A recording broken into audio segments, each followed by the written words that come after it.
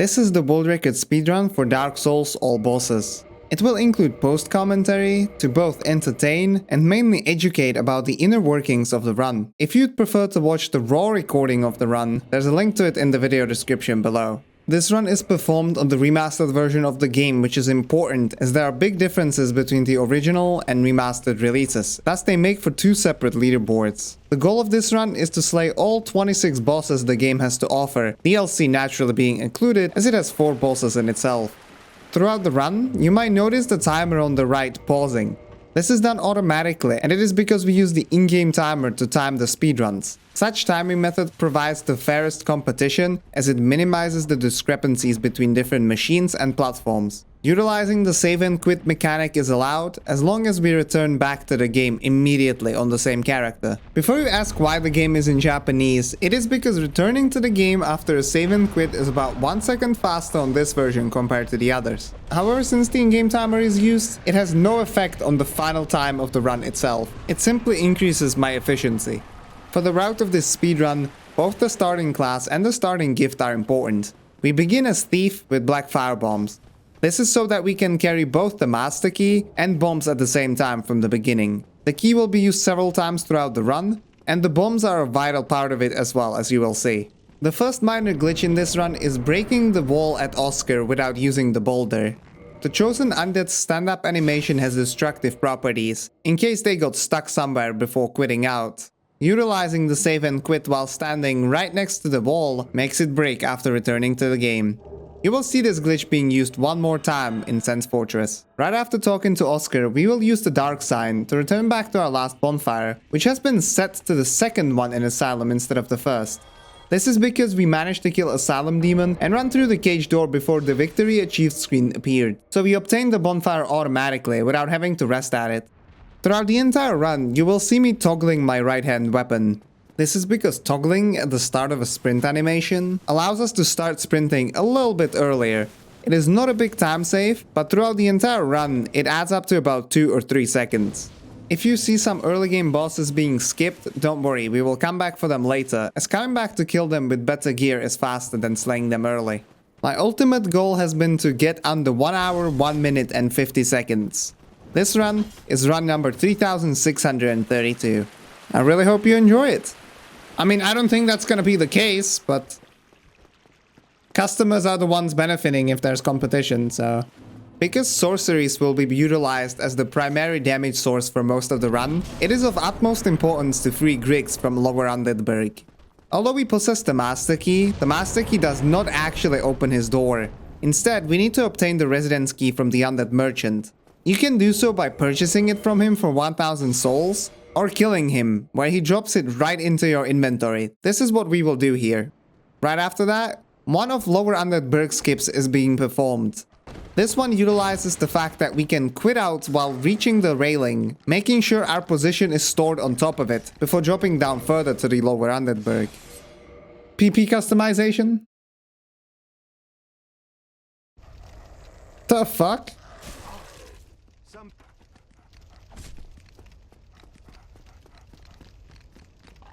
What is up with you today, you kinky bastard? I don't know. I don't think it's too large. But I'm gonna say that the controller on the Steam Deck didn't really look too comfortable to use. And I think... To me, you know, Switch mostly... Well, I don't want to say mostly because I have no data to back this up, but... To me, it just mostly seems like a console for kids or console for parents, right? That just... You can easily pick it up, you can easily put it down.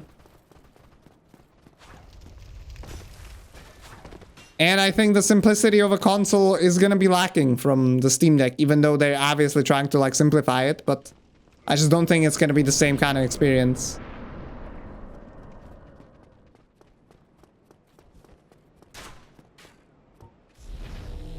No, Thanatops, yeah, I won't.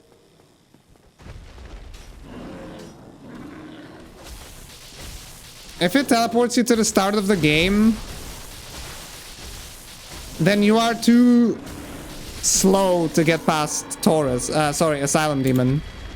You need to basically get past the cage before you get a victory achieved screen on Asylum Demon. So yeah, kill him like I do. The fastest way to get past this bridge is just to run directly under the Hellkite Drake. However, his patterns are pure RNG. Some of them will let us straight through, some of them will cause a time loss, and some of them will cause a straight up reset, because he burns us to a crisp.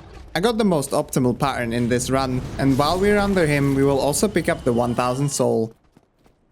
Yeah, exactly. Like, that's the biggest issue with the Switch, is that, like, yeah, it's a handheld and everything. Cool. Oh, I don't have the, I messed up the menuing. Oh, that's fine. A little bit annoying, but it's fine. But it cannot really run the AAA stuff, right? And this thing looks to be packing decent power, so...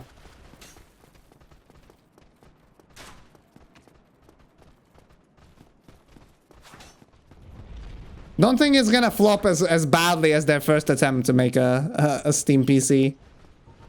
Whatever it was fucking called.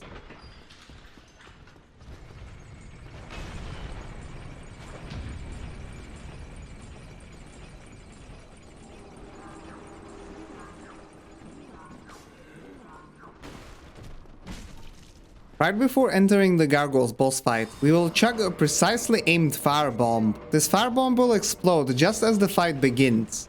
The firebomb will stagger 2 of the 3 openers of this boss by cutting its tail, allowing for the fight to be faster and more consistent.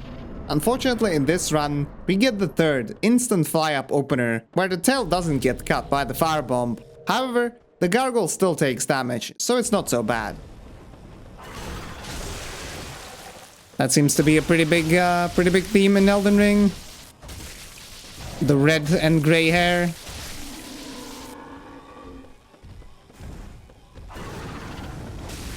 You will notice we use the dark sign right after finishing the boss fight and skip the bell.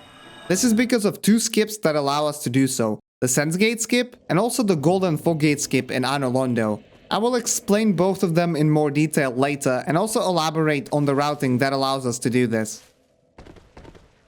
Right now, the goal is to obtain the red Tearstone ring, which is gonna be a huge damage boost whenever we are under 20% health. But before that, while riding the New Londo Ruins elevator, we'll perform one of the most important glitches exclusive to the remastered version of Dark Souls, the quantity usage. By using a glitch called Prom Swap, we are able to open 2 menus at the same time. Here it is the inventory menu and the brightness menu.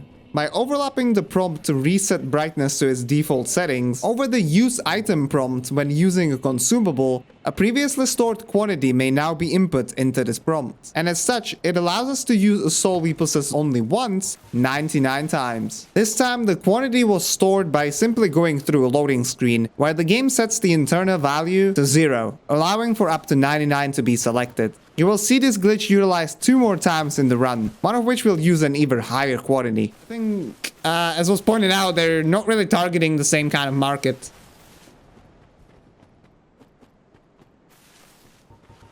Yeah, I mean, Remastered on Switch is just kind of crap. I mean, the fact that you have to run it at 30 frames already shows you that the Switch just doesn't pack too much power.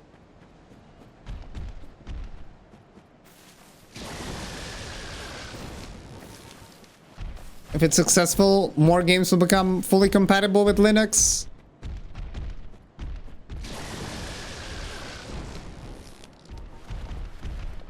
I mean, as a Microsoft, Windows user my entire life, that really isn't something I'm concerned with, but again, like, more competition technically means benefits for the customers, potentially, so yeah.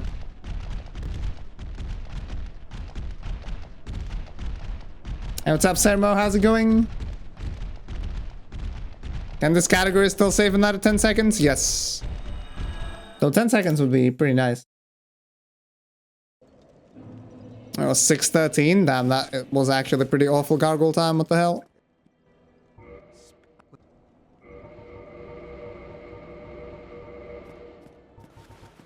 Hey, what's up, Geezy? I mean, this is my first attempt so far. I mean, not bad. I've been doing attempts for like 30 minutes now. How about you? How's it going?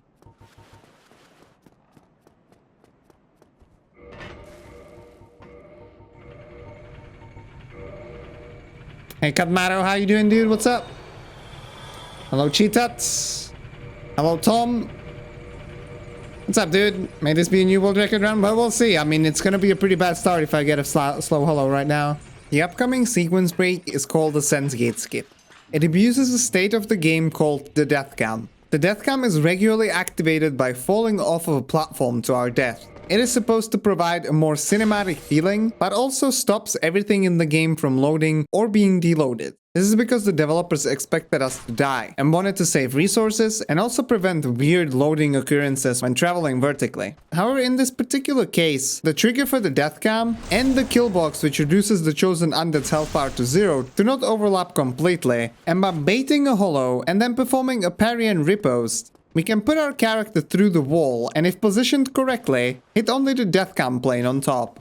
Assets to areas are loaded later than the areas themselves in order to save computing power. And it just so happens that at this particular place, where the death cam is activated, the beginning of Sen's Fortress is already loaded in, while its gate is not, allowing us to simply enter it and then return the game to its normal state by performing a save and quit. What's up, Aniolt? How you doing, dude? What's going on?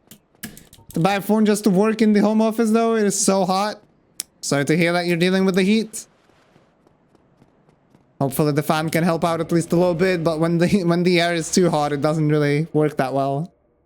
Yeah, 30 degrees is quite a bit. That was a fast holo to follow me, but slow holo in terms of giving me an attack.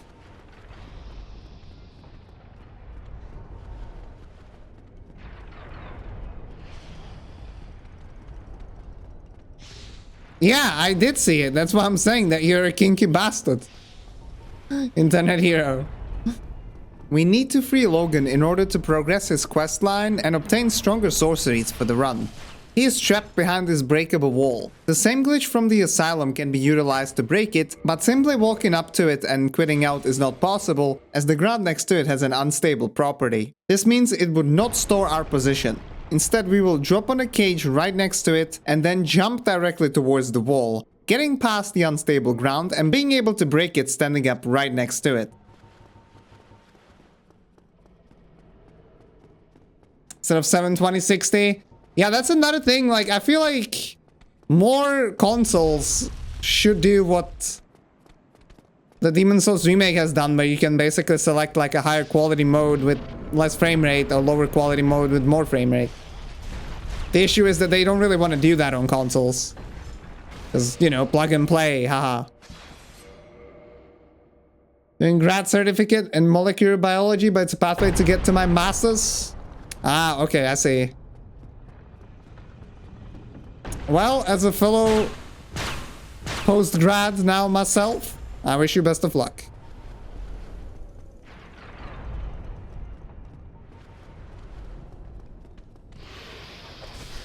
With a knife, yeah, I need 400 damage. It's probably pretty hard to get 400 damage really quickly on Iron Golem.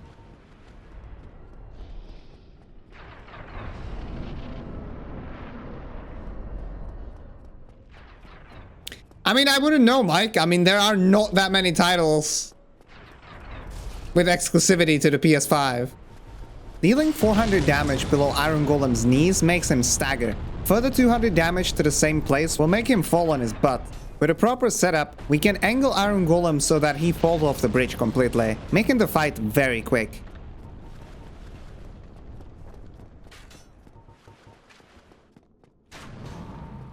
Yeah, well, I mean, Mida, it just kind of makes sense. I mean, if one cartridge allows you to... If one cartridge allows you to execute whatever code you want, then it makes sense that you can use it to abuse and exploit in another game, or warping to credits. Hey, what's up? Even though obviously it took a long time to find. Hey, shut up, Izu. Thank you so much for the 3 months. Welcome back to the Reset City family. Enjoy the new silver badge next to your name. How's it going? What's going on, dude?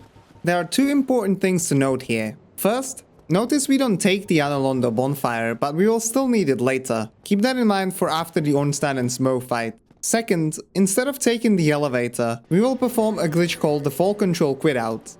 Fall Control is a spell that normally prevents any non-lethal fall damage from occurring. By non-lethal, I mean damage that wouldn't kill the chosen undead from their full health bar. When hitting the ground after a long fall, normally the health bar is reduced to 0 immediately, but Fall Control uses a different splatter animation. Simply put, the damage being dealt to our character is delayed, allowing for the game to store our position on the bottom of the fall, and for a save and quit to be performed before the damage is dealt. This allows us to effectively survive any fall in the game, although there are different methods of surviving fall damage, as you will see. The next upcoming sequence break is a little bit more complicated to explain, as there are two glitches being combined. First, we will perform the so-called air rolls, or maybe meme rolls, as you might have heard them called. Once within a specific weight load interval, in the remastered version that is between 25 and 29% weight load, it is possible to continuously chain rolls mid-air. The roll's invincibility frames can then be abused to avoid fall damage if timed correctly. This glitch will be used to survive the initial fall. The sequence break itself is called the Silver Knight Archer Skip, and it allows us to bypass the shortcut door leading to the giant blacksmith. The skip is not only faster than running around the cathedral, but it also allows us to purchase 999 arrows from the merchant. It is yet another deathcam skip, but this one works differently than the one for Sen's Fortress. Instead of there being two different planes that are separated, there is only one, but it is programmed to activate the deathcam and then kill the chosen undead upon landing on flat ground. However, this death can be prevented as long as the Fall Control spell is active. You will see a blue trail following the chosen undead as the game is trying to kill us every single frame. The Lingering Dragon Crest Ring must also be equipped, as it extends Fall Control's duration, otherwise it would run out too soon. I'll read Lord of the Rings, I see. It's not something that I would have read myself ever, actually. Though I did read Narnia. Which, you know, Lewis and Tolkien were friends. And Lewis finished his 7 books before Tolkien finished his 3. And it makes sense, because Lord of the Rings is a lot better than Narnia. Why not just pause the timer? Yes.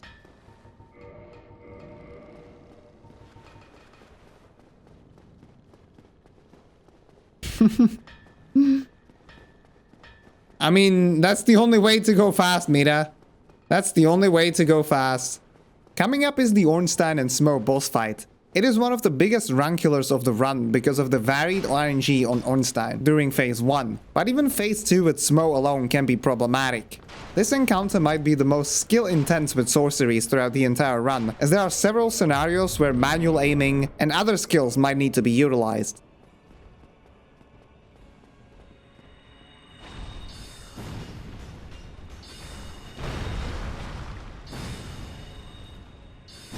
Kinda pulled him weirdly there behind the pillar. At the beginning of the second phase, I managed to miss the first Great Heavy Soul Arrow on Smough, losing about 2 or 3 seconds. In the moment, I wasn't very happy about it, but in the end it turned out to be the biggest mistake of the entire run. I still fucked it up.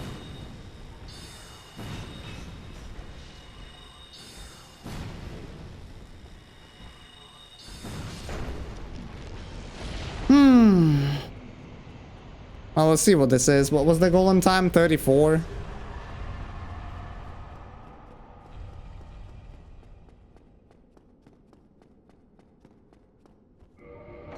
Yeah, I'll continue with this, it's fine, but like, shooting Guinevere here is not only faster than going through her dialogue, but remember how we never took the Anor Londo bonfire.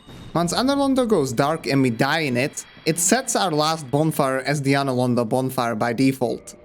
This way we have it available for later when we go to Seath and also to clear the rest of the Anor Londo bosses, while still enjoying the time save of not having to rest at it when we entered Anor Londo initially.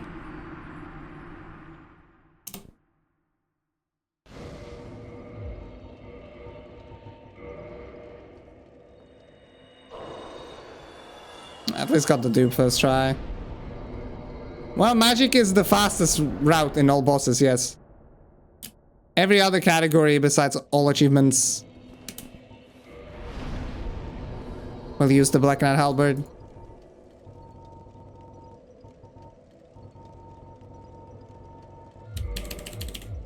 Here we purchased the Homing Soul Mass and Soul Spear, two very important spells for the entirety of the run. After doing so, it is important to exhaust Logan's dialogue so that his questline may progress. Once Firelink Shrine is reloaded fully, he will have left, but the Greeks will possess another Soul Spear for us to purchase.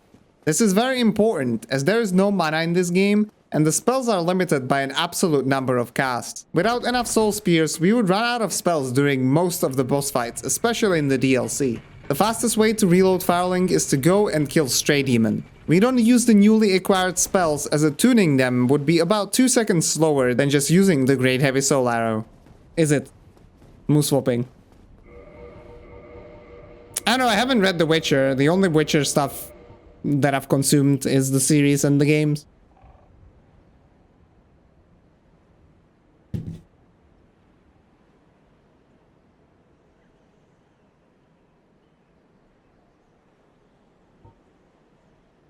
But yeah, the Lord of the Rings movies are fantastic. I'm sure the books are also worth it, but I'm not a huge fan of reading fiction. Like, if I'm reading, and I do like reading, don't get me wrong, but I prefer reading like literature of fact, rather.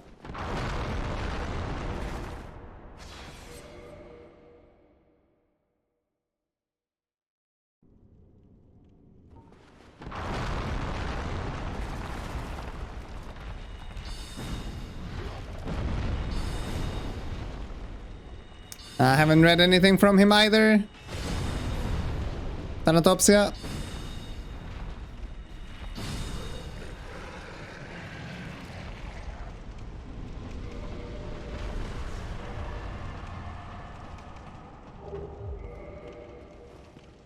Yeah, the series wasn't very good, if I'm being honest, but the games are great. That's a good split. It also glitches out Stray Demon Mustafa, which is like a bonus. Like, he turns around first and attacks backwards, so I can start by shooting immediately when entering the fight. Yeah, that's right, Kadmaro. That's right. Yes, I was talking about The Witcher. It is for RTSR indeed. Like, yeah, technically it would be faster to get the hollows to help you with the setup, but that's not consistent at all. And like I said, once you actually do that strat, you have to get lucky and end up with a melee opener on Stray so you can attack immediately. If you don't, you're gonna have to wait out the AoE, so you don't really save time that way. What's up, Kamigun? Thank you so much for the 39 months. Welcome back, viewer. The Reset City family. How's it going, dude?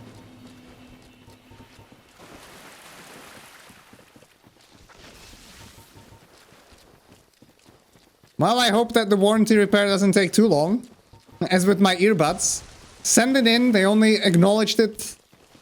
That they got it delivered a week later, then they have a 30-day time period where they can do stuff with it, and then they just sent me my money back on the 30th day.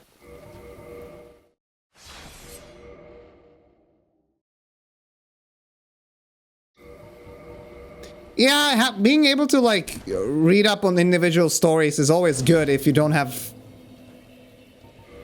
too much time at once to dedicate to things, because you might be forgetting things between, you know, books from the same series, from within the same series.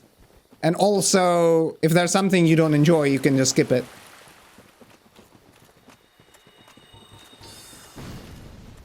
Hey, Kazoodle, how you doing? What's up? Well, Mustafa, no one's gonna be grinding perfect RNG for it.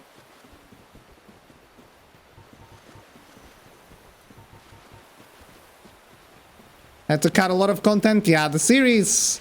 I mean, it's not just the fact that they had to cut a lot of content from the books. But... the couple of books that it's based on, season 1... basically has more Geralt than, like, any other part of the series. And I feel like he just kind of got overshadowed. Like, there wasn't enough Geralt in the first season, and obviously the chaotic timeline was also awful, hence why they ditched it for season 2. Coming out December 17th. Like, I'll still watch it, but I barely watch anything. But I'll definitely watch The Witcher Season 2 when it comes out, because I just like the setting a lot. And while the first season wasn't great, it was fine.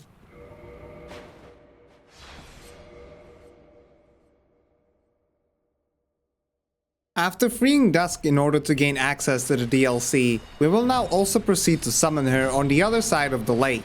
This is not just for the hidden body that we will buy, but primarily for making her set spawn by the DLC entrance. Part of the set is the Crown of Dusk, which boosts the damage of sorceries by 20%, and it is of highest importance for our build. If you don't get the hammer, what will be used there? Well, nothing, because you always get the hammer.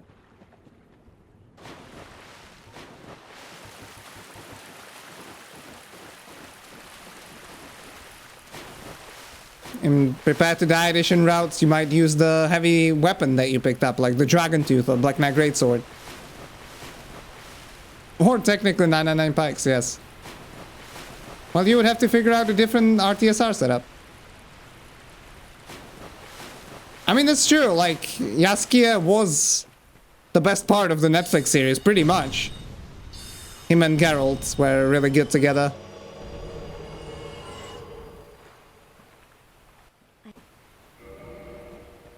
So I hope there's gonna be enough of him in season 2 as well, because in the teaser trailer there really wasn't a lot of him. He had like one scene.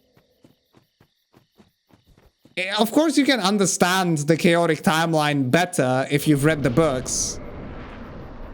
But I mean, clearly people haven't. People haven't even played the games, right? Like, after Netflix series came out on Steam, The Witcher 3 saw its biggest peak ever. So what I'm trying to say is that it wasn't a good plan to bank on the fact that people know the books, because they don't.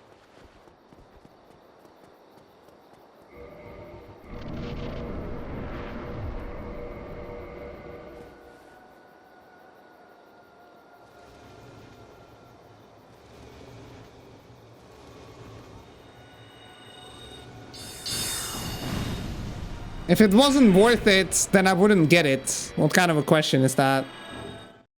Imagine playing video games, nerds. The boost is 20%, and without it, it would literally be impossible to finish the DLC.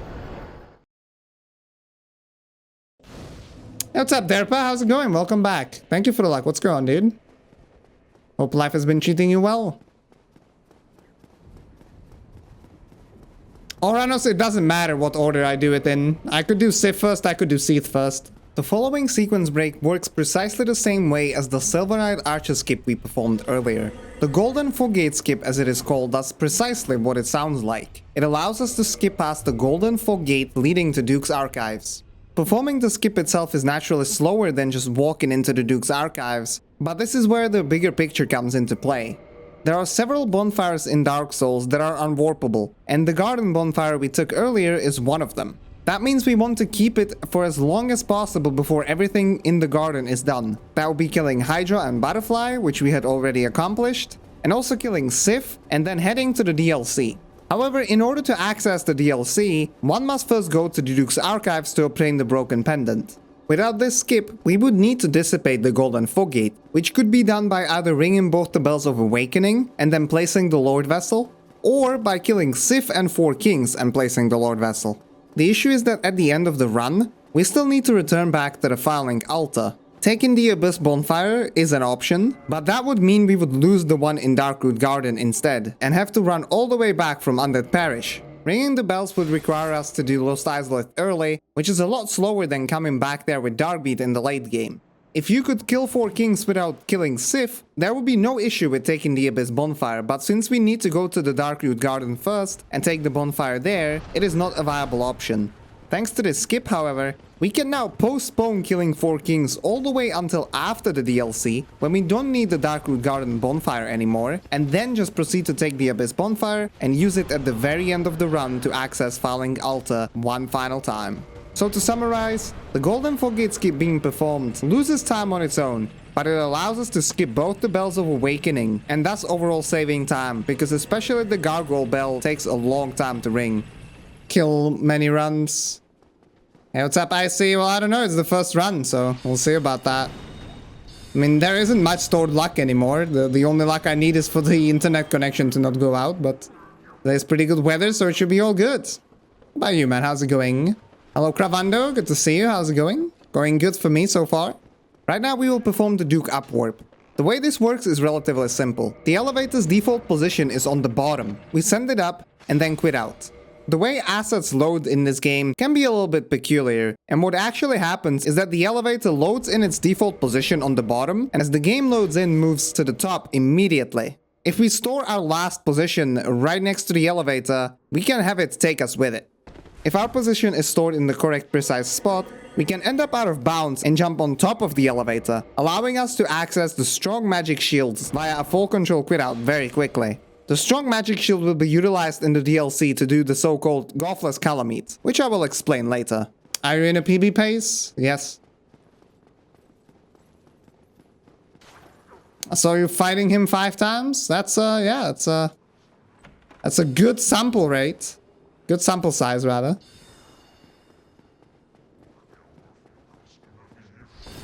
I can conclude off of those 5 attempts that perfect RNG is basically impossible.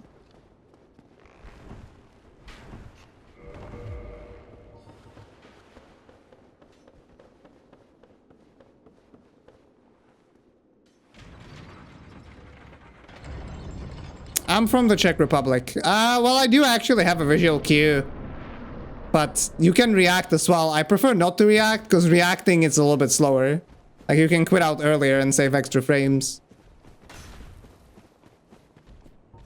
But you can see how the character's, like, moving from beneath the quit out prompt.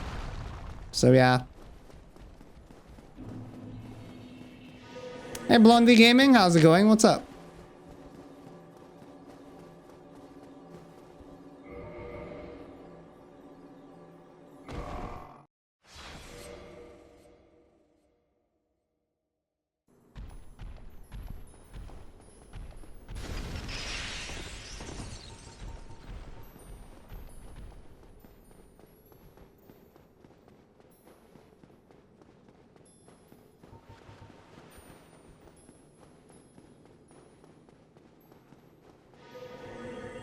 Like, basically, with Sif and Seath, going to Seath first makes some menuing later a little bit easier.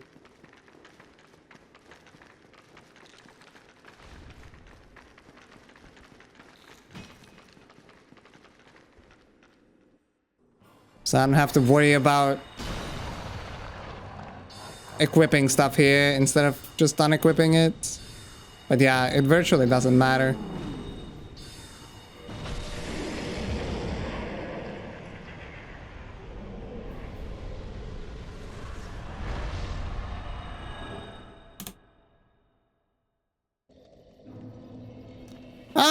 Proud of my world records? I mean, not really. Maybe proud of some of the improvements I've made over the years, but being proud of world records is like... Speedrunners generally don't have that, unless it's like a really, really good run. And thanks for the 33 pity pity switcher. What's going on, Jordan? How you doing? Oh, you have way more than extra 10 frames. What's up, Retro Hippie? Well, my town literally isn't getting flooded, so yes. It seems like the connection is a little bit better. Like, I had no idea that shit was going down on Saturday, dude. It's quite wild. It was really heavy rain in my part of the country. I mean, like, fortunately, no damages to me or my close ones or anything, but... Apparently, due to some issues with the trains in this area, all the way in Romania, there are delays. So, yeah.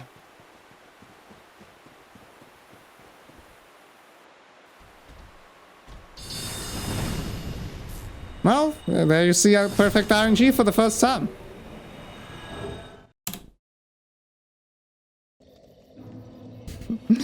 I have watched what's happening in DS2, yes. But More so because I'm interested in whether they decide to allow the 20 FPS toggling or whatnot. Not really for wanting to run the game myself. Hey Bonto, I'm doing pretty good. How about you? What's up, dude? Yeah, exclamation mark toggle. Blondie. The bot told you basically what it does. Allows me to start sprinting a little bit sooner. For Sanctuary Guardian, staying on the left side of the arena, right next to the wall, considerably limits his moveset, allowing us to rely on less luck. Most of his fights will end up being pretty swift. However, just like any other boss in this run, if we get very unlucky in this particular case with his lightning attacks, the run can end right then and there.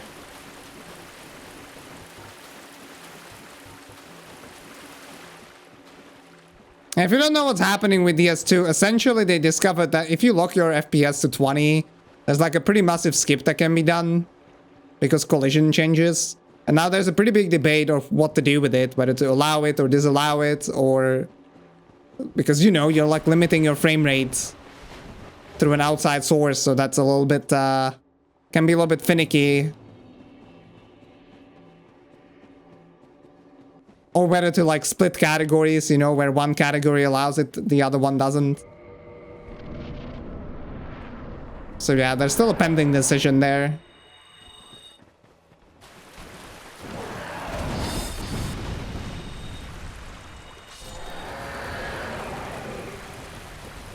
Yeah, it does change more than just the collision, that's the thing. Because it also changes, for example, how often like poison ticks and stuff like that, so there can be even changes in how much damage you take and whatnot, so I don't really see it, like in my eyes, I wouldn't just allow it everywhere. Like if I would probably also work for a category split. Probably makes more sense than to create a filter on the leaderboards. But then again, since I don't know DS2, you know, I don't get a vote or anything. It's just how I would look at it from the outside. Because you have to look into the future as well, like what could happen with 20 FPS.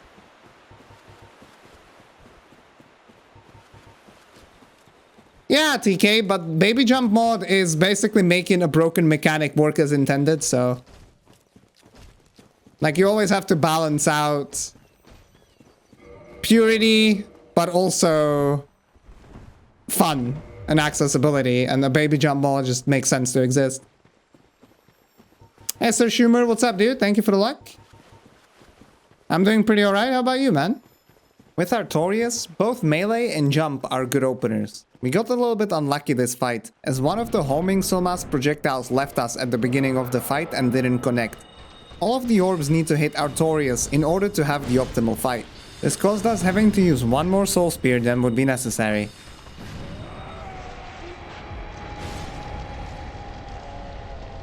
Oh well. At least I got all the hits afterwards, but yeah. Bloody homing Sylmas, dude. Actual trash spell. But I guess that's nothing new. Feels birthday man. Yo, what's going on, Ty? Thank you so much for the 24 months, dude. That's 2 years in a row. Welcome back to the Reset City family. Enjoy the new badge next to your name. And thank you so much for the continued support, man. How's it going? Yo, what's going on, Mario? Thank you for the rates. How was Science and Technology stream? What's going on, dude? Thank you for the luck. I appreciate it. Hey, Andima. How's it going? Hello, everyone else. Welcome, welcome. What we will perform now is the so-called Golfless Kalameet strat. This means we will be fighting Kalameet while he is mid-air without completing the Golf's side quest and having him shot down on the ground. The fight itself is slower than just fighting him regularly head-on, but skipping the quest line overall saves time. Performing this strategy itself is not a big problem with enough practice. It requires positioning the character in particular locations to avoid damage and also to be able to reliably damage Kalameet as he's performing his cycles. Speaking of cycles, this is where the issue arises. Kalameet has 3 or 4 different cycles that he can perform, each one differing in the amount of time it loses. The difference between the best and the worst RNG can be almost 15 seconds, which is huge for a run as optimized as this. I was running against splits with the perfect RNG, so I was sure to only lose time here, definitely not gain.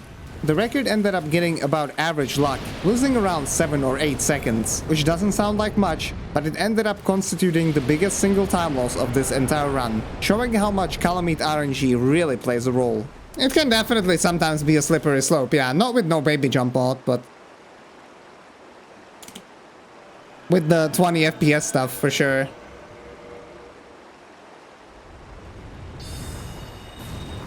Because like I said, you never know what's gonna pop up in the future. And you don't want to be like arbitrarily changing the leaderboards all the time.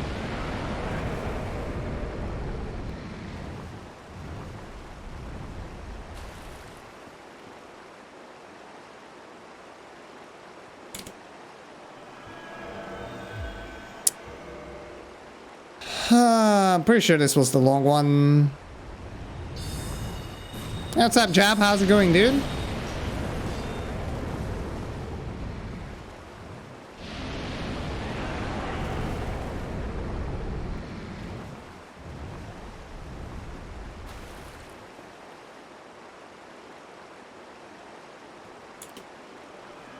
Well, you can manipulate soul mass a little bit, but not on Artorias properly. Like, you can change it by facing differently and whatnot. Or that's how it's supposed to work, but on Artorias it's stupid. And it doesn't work properly. Well, I mean... nothing great, but I mean, we can get the sub 50 with this, so let's do our best. I mean, I am running against the best Kalameet RNG after all, so time loss should be expected there under most circumstances. Yeah, I guess it was the mid-length, I think so. Which is pretty rare, actually. Like, usually it just takes really long or it's short.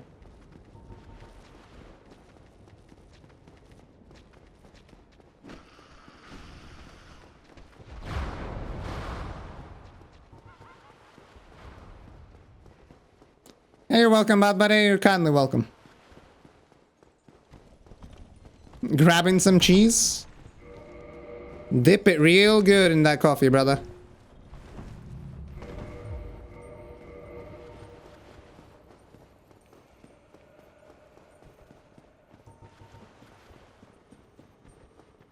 Yes, Kalameet died. As you can see, I have the souls in the ring. He finishes his animation and then dies. And if I time my bone out properly, then that's all that matters.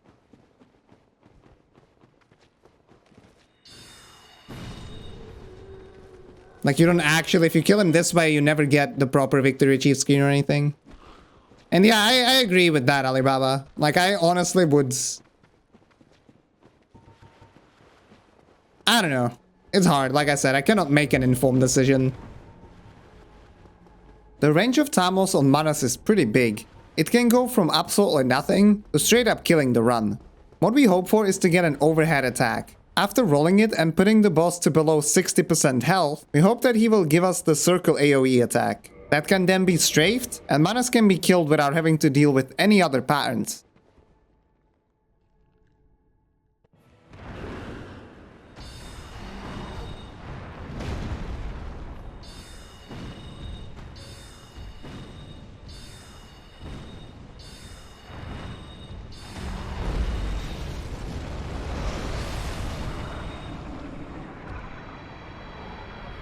Ah, 4 gate skip sucked, but that was a good Manas, at least.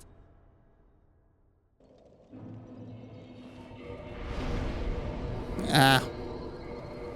Could have been a little bit quicker. DS3 is a mess, no idea where to go. What the fuck do you mean? DS3 is literally linear. How can you get lost there? Enjoying not having uni? That's good to hear that you've been able to have some time off, play some Apex, have some fun instead of being under stress or speedrunning all the time. I respect it.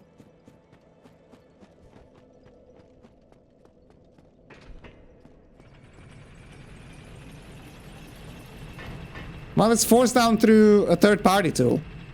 On 4 Kings, we will abuse the fact that enemies can be damaged even after they're killed. Normally, damaging their enemies doesn't accomplish anything, but the difference with 4 Kings is that they have 2 health bars.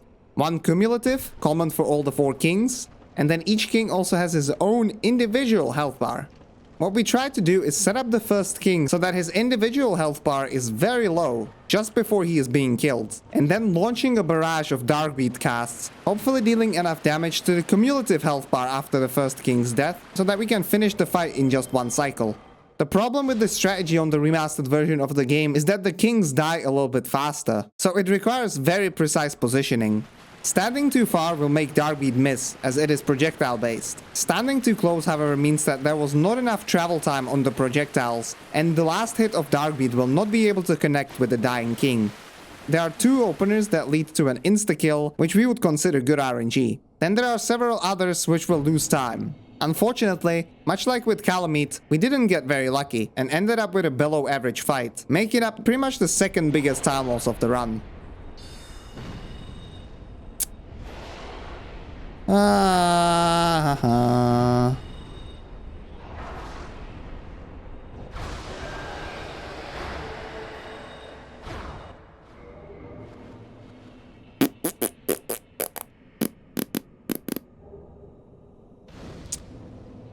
I'm proud to say that I had a better 4 Kings fight in my invisible map run than in this run. Which shouldn't surprise you, though. Because of course you're gonna get good RNG on a run where it doesn't matter.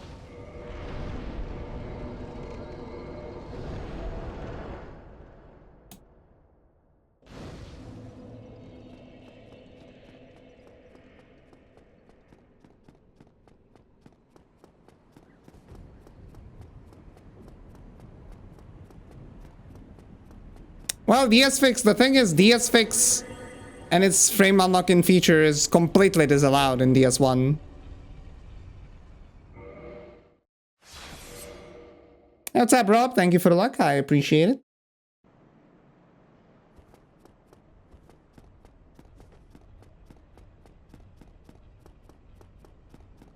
The entire late game is absolutely trash in this run, in the PB.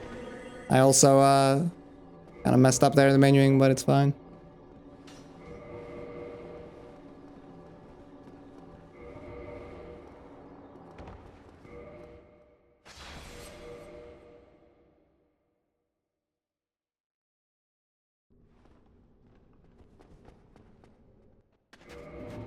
Yeah, poop walking is pretty awesome. That is definitely true. And yeah, when it comes to... I don't know if you're trolling there, Barry, or not, but I mean, that's very much not the same thing.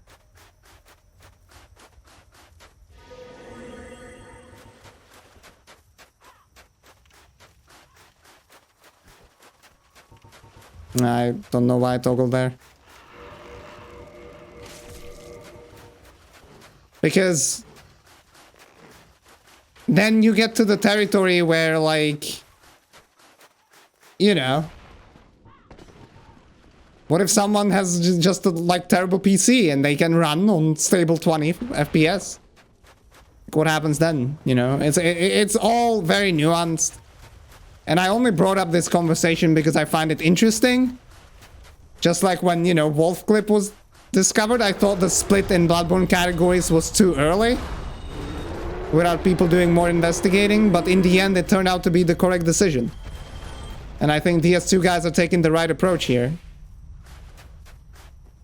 They're gathering data about 20 FPS, they're messing around with things, and they're having a vote, and they had a discussion, and it just makes perfect sense what they're doing.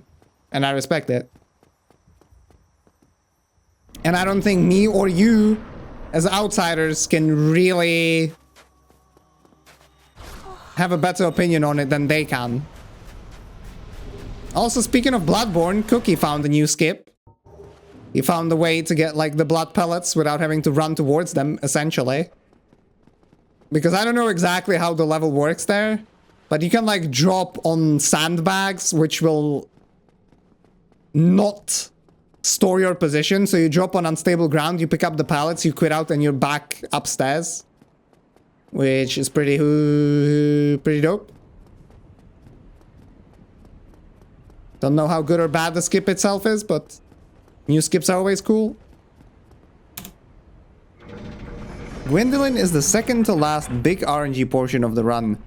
The homing Soulmass attack is the only one that would stop us from approaching him, because we'd have to wait it out hiding behind a pillar. Both the big orb and the arrows, however, are good attacks, allowing us to approach and also kill Gwyndolin. Once we are close enough, even the homing Soulmass would be fine. My early game is real bad compared to my late game? Well, maybe late game in Resident Evil 7 is just more difficult, like, I don't know.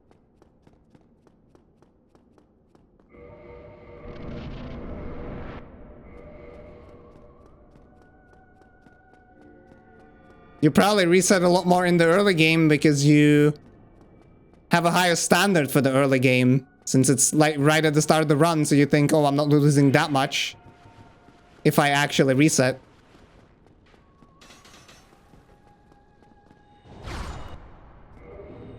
That's good.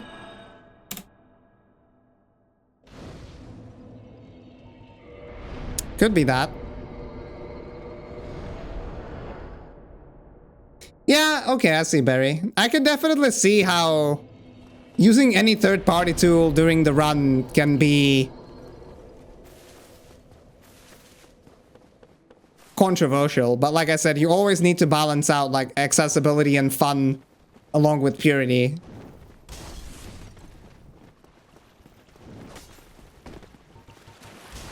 Hey Vagaludos, I have played Bloodborne, but I haven't finished it. I have my PS4 in Prague along with my capture card, so it's something that I'll get back to when I return to Prague in October. The following skip abuses Remastered's weird collision when it comes to ladders. It allows us to very conveniently and quickly enter the Capra Demon arena. Because we enter it from out of bounds and don't go through the fog wall, we never actually touch the trigger which would activate Capra's AI, making this fight a swift encounter. As the fight is done, we will quit out, which will send us back up to the out of bounds section, because at that point the game still doesn't consider Capra's arena as stable, although the boss has already been killed. Getting hit by a dog here would mean having to heal up later, losing about 3 seconds. Fortunately for the record, that didn't happen. After Capra, we will continue the out of bounds section, skipping past the depths, going all the way to the Gaping Dragon's arena.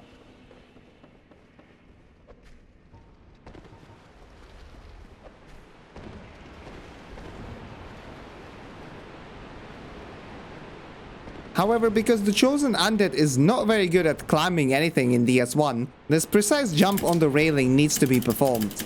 We use a keyboard setup to make it consistent. It loses almost 2 seconds, but it is absolutely worth it than just trying to throw yourself at the railing and failing repeatedly. Funnily enough, in Prepare to Die edition, this jump is way easier than in the remastered version.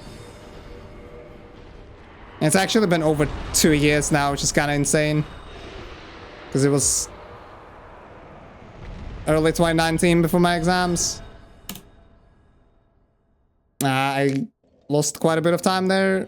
Actually, how much time did I lose? I lost 2.2, so I lost like half a second. Okay, that's not bad. Because that's, you know, the gold is without the setup on the fence jump, on the 4-gate skip. So yeah, I could have boned out a little bit earlier, would have saved like half a second, but that's not a big deal, I guess. Better than boning out early.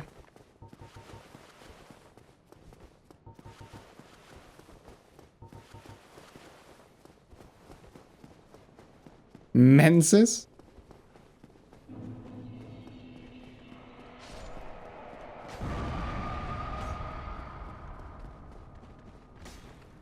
Yeah, I have played Sekiro. And I won't play it again.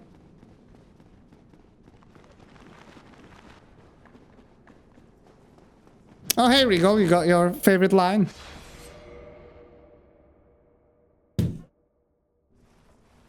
Pinning shadows is where the mid-game starts. That makes sense.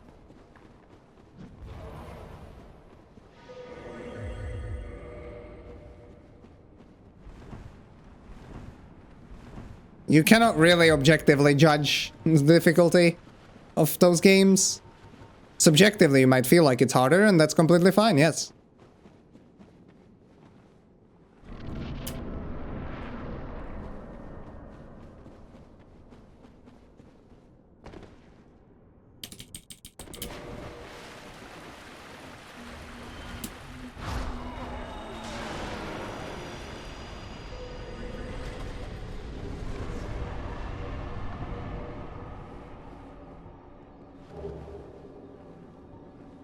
Game grays out the new game option, yes. I really enjoyed Sekiro when I did my first playthrough, but like I said, I wouldn't play it again. I think it's a really good game for what it set out to do, but I had my problems with it. But on the whole, it was still a very enjoyable experience. Like, I played it for about 40 hours and I enjoyed pretty much all of it.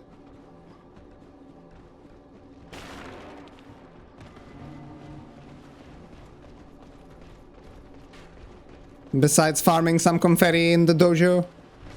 Because I was just so set out on killing one of the early headless, and it was like, on the low level, it was basically impossible without the confetti.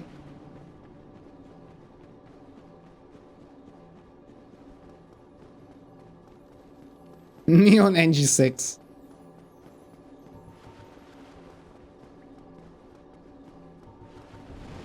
Yeah, that's fair. I actually also wanted to get the Vonto. I also wanted to get the other endings.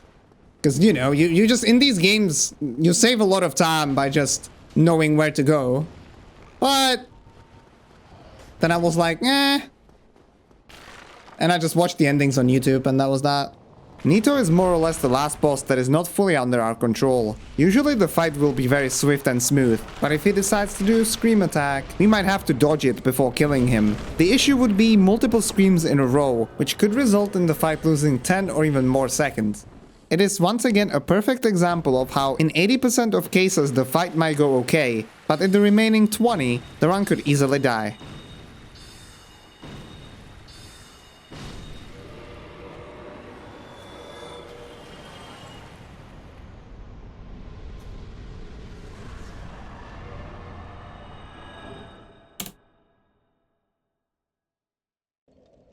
My first playthrough of Sekiro was the least enjoyable. It got better the more times you played it.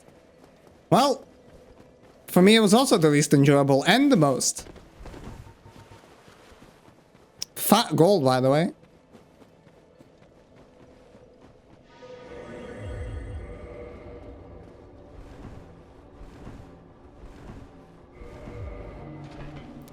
I don't know. I think if you really like, if you feel like replaying Sekiro, you just need to really enjoy the combat and whatnot. Right? Because they're, you know, there never was supposed to be like RPG elements and whatnot.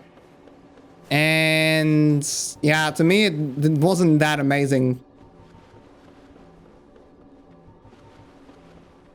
What's up, Jill? How you doing? Good to see you as well. Hope you're doing well.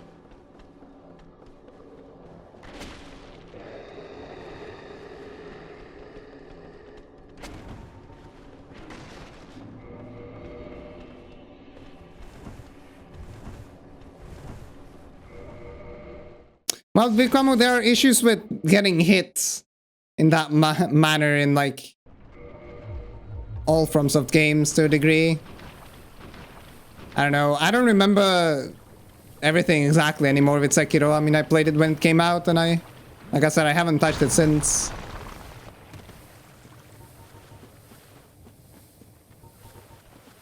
Yeah, I haven't played with the boss rush mod, the Gauntlet update. Though for a game like that, you know, such a mode actually makes perfect sense. Because after all, it is all about the bosses. Like, every single enemy in that game is basically a boss or mini-boss.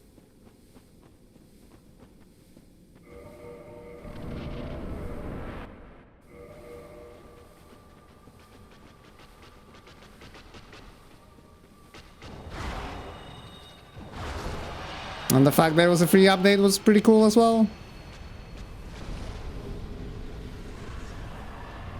Well, the problem is, like, I did get a 4 roll, but I had to dodge the, like, the 5 roll isn't even that bad because it gets you a little bit further forwards. The problem was that I had to dodge one of the ogres. So I'm still gonna lose time here, most likely.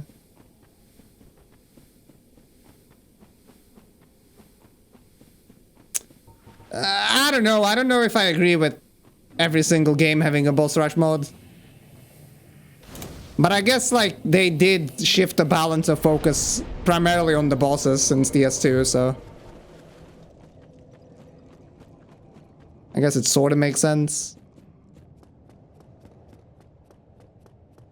But the thing is with Sekiro, it just makes more sense because, you know, you don't really have, like, different weapons and shit that you can use.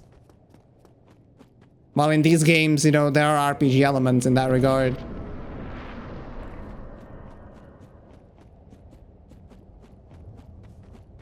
Well, DS2 went through a lot of developmental changes, Silent Frenzy. There were a lot of concepts that got cut last minute, and a lot of concepts that were changed. And it kind of became a hot mess when it comes to its world.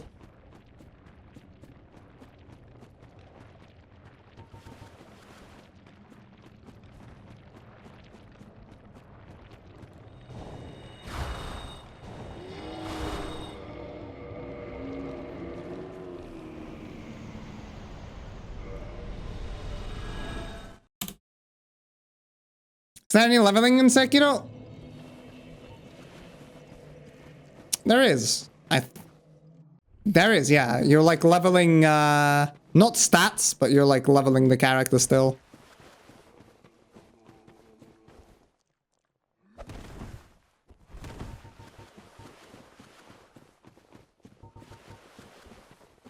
I haven't played Ghost of Tsushima, no. It came out while I've been here, so I don't have my PS4 here. And by here, I mean my grandma's place, while my PS4 is in my apartment in Prague. Though when Sekiro and Tsushima were revealed, they were revealed at the same E3. I actually was more impressed by Tsushima. By the initial look, anyway. But the problem with Tsushima, from what I have gathered, is that, like, eventually you just become an OP god and nothing is too much of a challenge. Like, you just out-level the enemies. You're way too strong.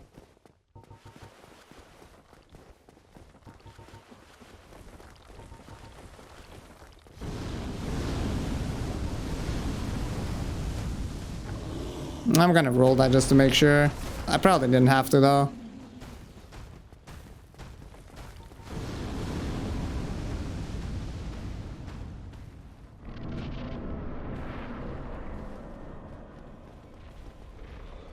Like in every RPG, I mean, you know, FromSoft games are different in that regard. I mean, of course you will destroy plebs. I mean, I say that as I'm running around here two-shotting bosses. I guess that's kind of hypocritical, but in FromSoft games, I don't really feel like you get to the same point.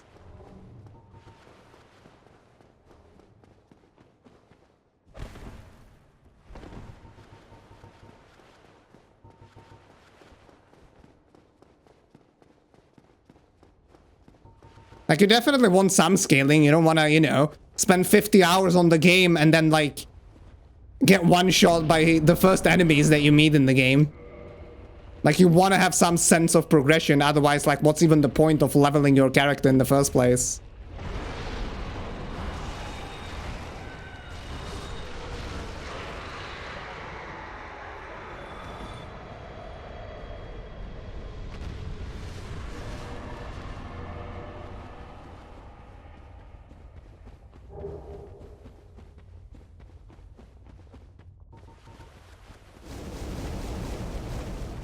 Yeah, on the remaster you cannot do Far Sage elevator clip, which is pretty annoying because running to Far Sage is a pretty boring part of the run. And Far Sage elevator clip is cool as heck, but unfortunately no Blighttown skip and no Far Sage elevator clip in this run. But I mean, you got some other cool stuff like the Capra out of bounds into Gaping out of bounds. Even though PTD also has Gaping out of bounds, but you don't do the Capra part. Hey, what's up, Bloop? How you doing? Hello, Ike. Thanks for the luck. What's going on, dude?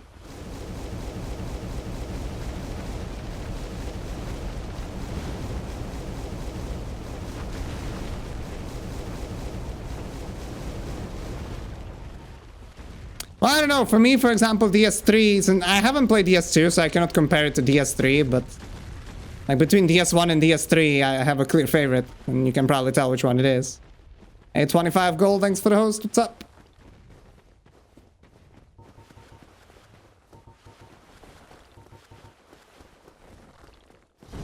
So nervous with Elden Ring? Nah, Elden Ring will be fine.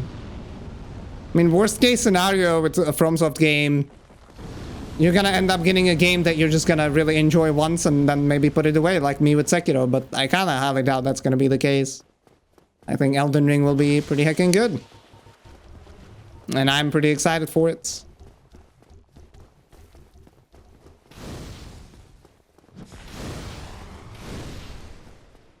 Alright, my PTSD is about to get triggered, my dudes.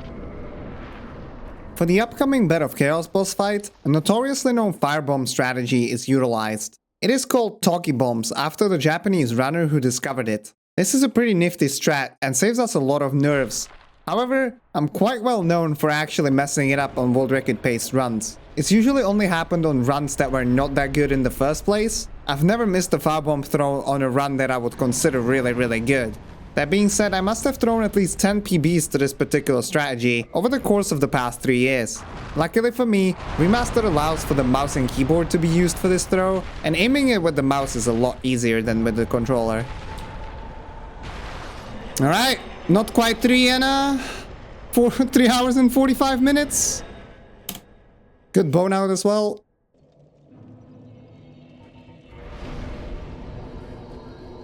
So now I just need the RTSR setup. Now I need the RTSR setup. Actually, I don't even need it, technically. Very well.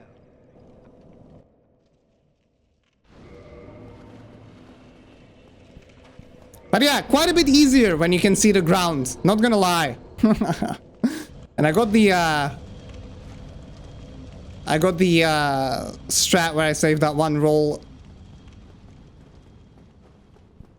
Almost there, my dudes. This run coming out of nowhere with 613 guards, 1710 ONS.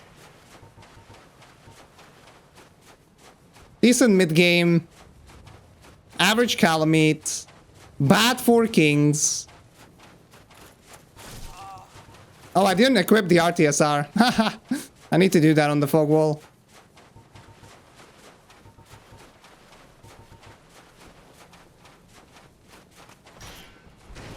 Lamo. The Goomba Stomp.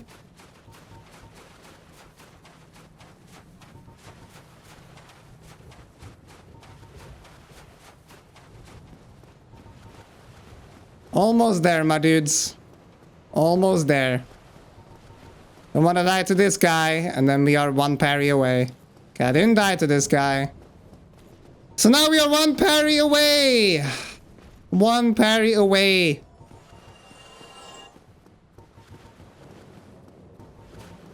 Go faster, dude. I want this to be over. The sooner the better.